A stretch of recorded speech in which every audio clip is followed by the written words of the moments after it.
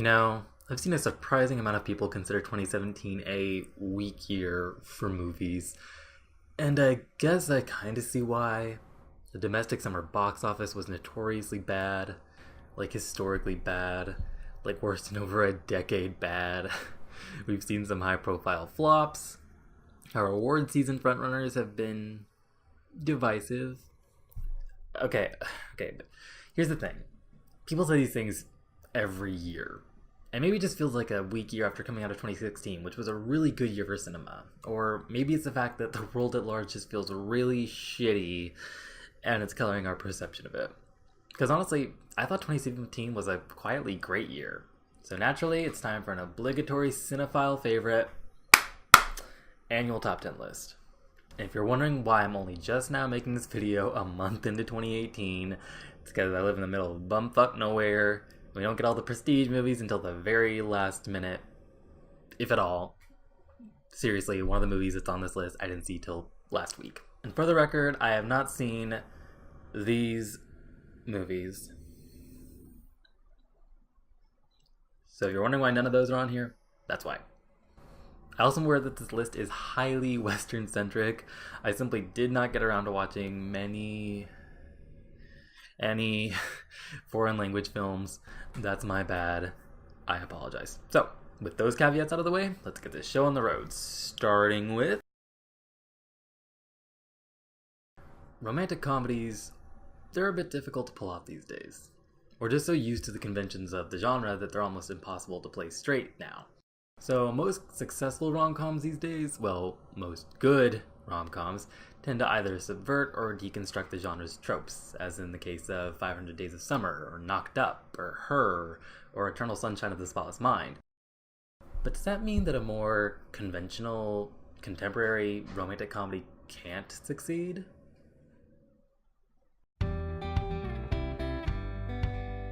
On a purely structural level, The Big Sick doesn't do much to shake up anything about the rom-com formula. We have a meet-cute, we have a big secret misunderstanding that risks ruining the relationship. Will they or won't they make it through this conflict? The stakes. All the major beats are there, but it's in the details where the movie is really interesting. First of all, we actually don't spend a ton of time with our lovebirds as a couple, since one of them is in a medically induced coma for a good chunk of the movie. Instead, a lot of the movie is devoted to learning about the families of the two of them. And on the topic of family, what makes the movie really fresh is its perspective, that of a Pakistani American brought up in a Muslim household. Hey, you can't look like you and yell white girl. It's okay. We hate terrorists. Not only is this not a perspective you see often in a genre dominated by white characters, it also gives a freshness to a lot of the jokes and some surprising emotionality in his struggle. And I like that. The truth is out there. Oh look, another romantic comedy. This was such a good little film, deserved way more attention than it got. Speaking of unique perspectives, we don't often get rom-coms focusing on couples well into their marriages. Although I'm on the fence as to how, funny this movie is. I guess it has some gags, but it's mostly just charming rather than, funny. So you're screwing your wife now? As if. But there is a lot of emotive heft to it. Deborah Winger and Tracy Letts imbue their characters with a lot of flawed humanity that makes them sympathetic even when they are so frustrating. One of the best parts, though, is the operatic score throughout, which just really helps underscore the absurdity of these characters' decision-making abilities. And the ending is just all kinds of fucked up and perfect, and I just dug the hell out of it. If you haven't seen it, or hell, if you haven't even heard of it, go watch it. You won't be disappointed.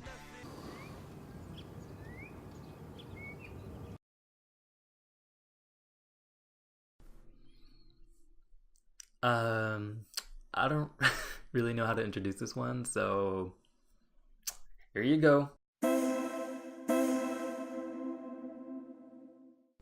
I'm at a loss as to what to say about this one without spoiling it. It's less a narrative than it is a sort of thesis on the nature of existence and time and our place in the universe and how ephemeral all existence is. It's heavy stuff, and it's done so through Casey Affleck in a Charlie Brown-style ghost sheet.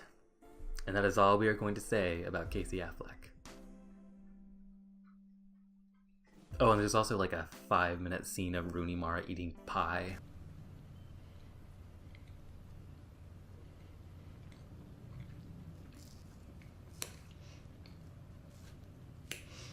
Are you hooked yet? Are ya? Admittedly, it's a tough sell, but if you're willing to give it a chance, it's an immensely rewarding experience on both the cerebral and cinematic level. David Lowery quietly did some of the best direction of the year with this one. And while very few people may have noticed your work, David, I did.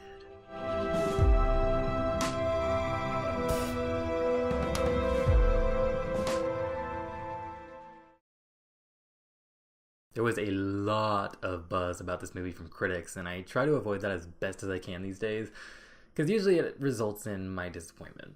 And while I would obviously hesitate to call it the best movie of the year, hence its placement on this list, I can't argue with the critics.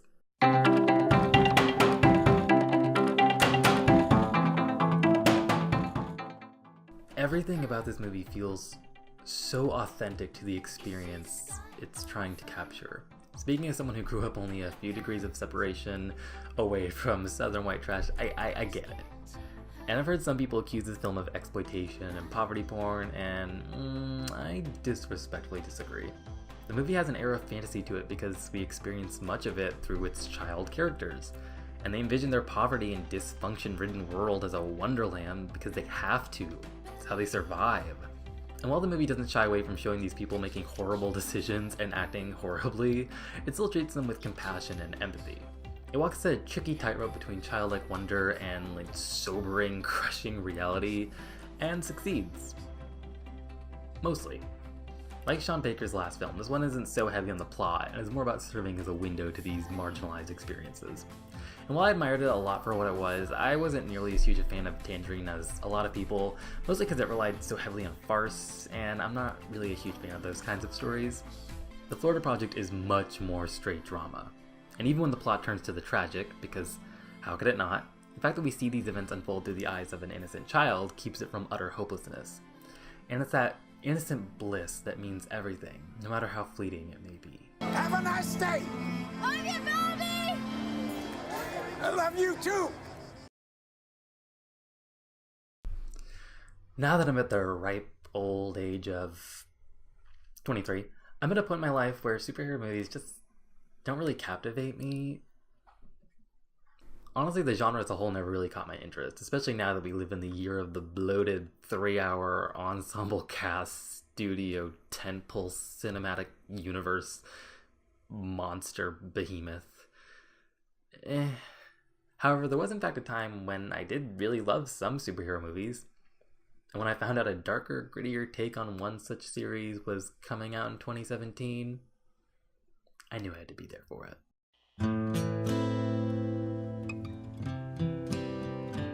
Watching Logan was such a surreal experience on a few levels. There was a sadness in knowing that this would be Hugh Jackman's final film for his Wolverine. It made me realize how much I miss these films and these characters after pretty much saying deuces following The Last Stand. But most importantly, Logan, along with Deadpool, seems like a serious game changer for what superheroes could be, how much room the genre has to grow and change.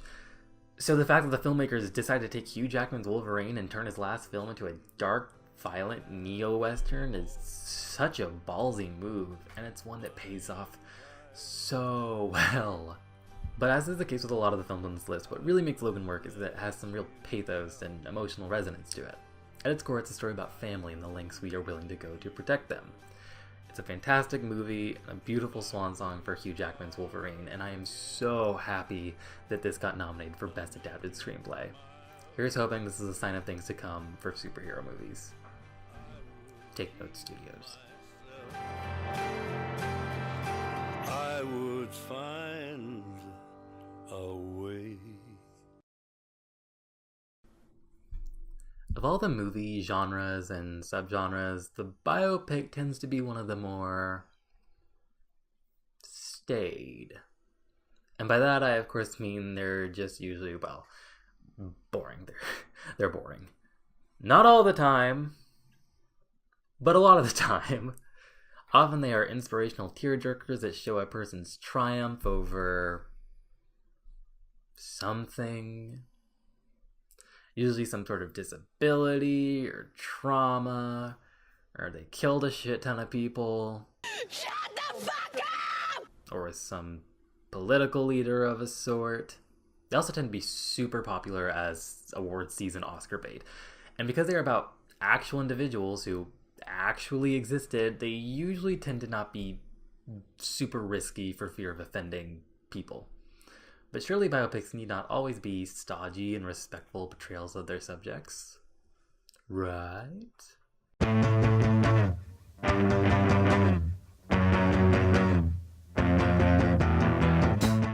Frankly, I'm not sure how one could possibly make a stodgy and respectful movie about Tonya Harding, of all people. No, this movie had the opposite biopic problem of devolving into lifetime quality schlock. So I'm happy to say that neither is the case here. This movie was a thrill. Margot Robbie finally has a role meaty enough to really dig into, and she makes the most of it. Suck my dick. And while I'm not totally sure what part of Oregon that accent hails from, I'm just saying it works. It's Allison Janney's outstanding, as usual. Can't think of a role more tailor-made to her than this one. She takes this character who is so awful, it makes her oddly likable. You two fuck yet? The ice skating scenes are thrilling to watch, the editing is great, the script is smart with its constant breaking of the fourth wall. I never did this. And yet, most surprising and rewarding is that there's some real pathos to the story. Really, the least interesting part of the movie is the actual incident in question. That incident being the knee bashing, which Tonya would like you to know she definitely did not do. What kind of friggin' person bashes in their friend's knee? Who would do that to a friend?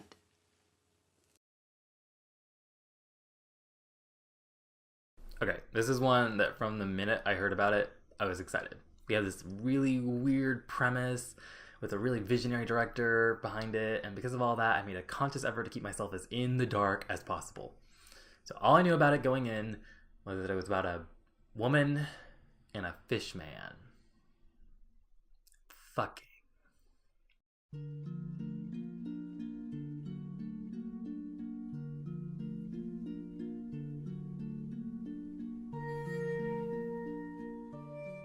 Guillermo del Toro is by far one of the most interesting directors we have working in the industry.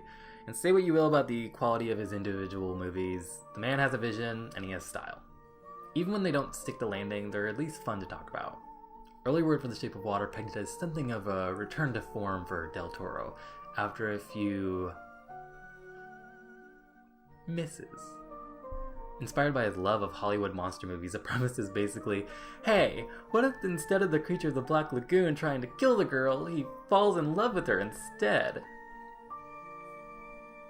And at 6, I was watching Creature from the Black Lagoon on TV. There is a similarity between the creature and the creature swims underneath Julie Adams, and I just thought, what a great love story. I was 6. I thought, I'm sure it's going to end well.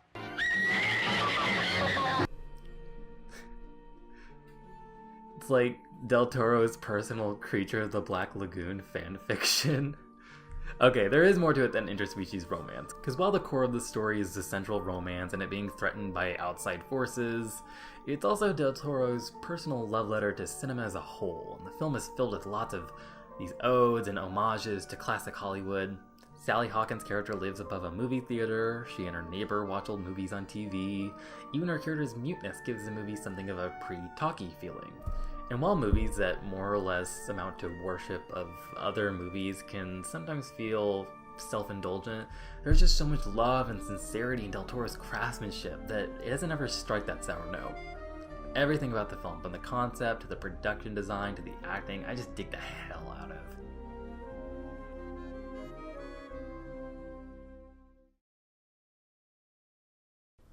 I had some high hopes going into this one. Blade Runner is a classic of science fiction and still holds up. It's a damn good movie. When I found out Denis Villeneuve was directing, that guy who made the best movie of 2016, no, I'm not biased, I was even more hyped. But when you take a really beloved nerd property and try to make a sequel to it decades later, things can go wrong. Yet to my utter amazement, this was the rare film that actually exceeded my expectations. It even, dare I say, eclipses the original? Okay, can we talk about what a technical marvel this film is? Denis has gone on record saying they made a concentrated effort to use as little CGI as possible, instead opting for practical effects and miniatures, and damn does it pay off. And the sound design, that booming Hans Zimmer score which perfectly punctuates every scene. Seeing this film in a theater felt like an essential film-going experience. Having this strange, beautiful, terrifying world on a big-ass screen, hearing it in glorious surround sound, it was so awe-inspiring that I had to experience it twice. Kinda bummed out I didn't go a third time, honestly. But no film, no matter how great looking, can amount to much unless the story delivers. And hell yes it does. Blade Runner 2049 is the rare sequel to a classic that not only remains true to the spirit of its predecessor, but does so while going in a completely different direction narratively. Ahem. It's still deeply indebted to the noir genre and deals with the same themes of what makes us human, like the original, but it also wears its heart on its sleeve much more. I like that. And how did we reward this movie? By paying it dust and letting it fester at the box office. You know, in hindsight, it isn't surprising at all, but it is disappointing. Once again, Blade Runner, you deserve so much better.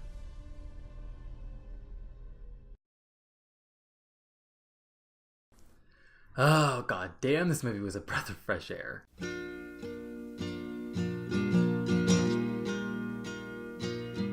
And I honestly don't have that much to say about this one. It was just a great movie. Throughout watching it, I was reminded of Ghost World, another coming-of-age comedy drama about teenage girls, and a movie that I also really love. But whereas Ghost World has a deeply cynical worldview, Lady Bird is just so sincere.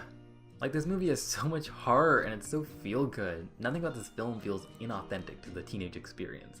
What I really love about the film is that the character dynamics, they aren't so predictable. Particularly the mother-daughter relationship. Instead of just having this like constant belligerence between them, we see them cry together, fight like dogs, and then bond over dresses, usually within the span of like 5 minutes. Not tired. You were dragging your feet. You are so infuriating. Please stop yelling. I'm not yelling. Oh, it's perfect. Do you love it? 2017 was a tumultuous year for many reasons. So this is such a welcome reprieve from the darkness that hung over so much of this year, including most of the films on this list. So thank you, Greta Gerwig, for providing us a ray of light in a pitch black shit year.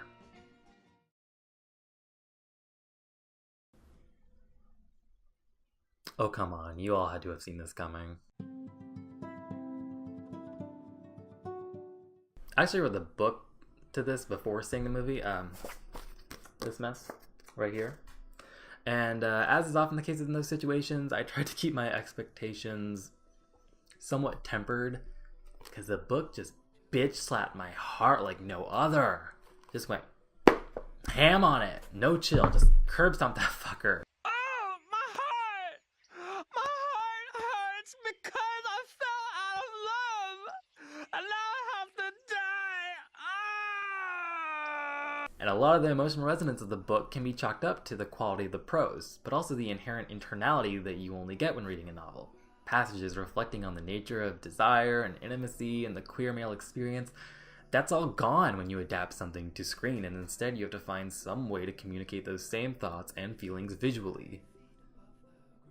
It's really fucking difficult.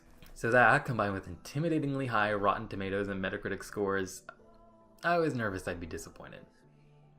But, who was I kidding? It was great. And while yes, obviously some things are lost in adaptation, it is still the same story.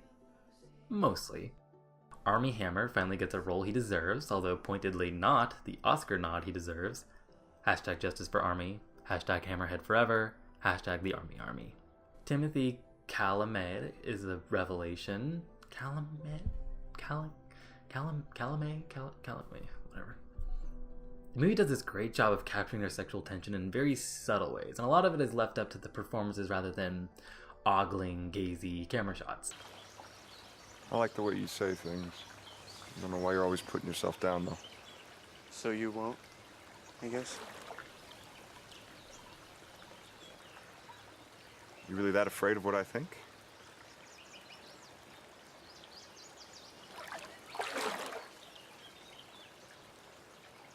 The film retains the intimacy and ephemerality of the book, in addition to making some wise adaptive changes. For instance, there's this like whole party scene towards the end of the book that Oliver and Elio go to, and it's like attended by all these like authors and scholars and academics and like hoity-toity people, and it's all very like intellectual and meditative, and it's boring. It's really boring. Movie wisely cuts this, and instead it makes their getaway trip far more sensual and emotional. Also, this movie is so goddamn sumptuous. Everything from the cinematography to the score to the deliberate pace, it adds up to such an absorbing experience.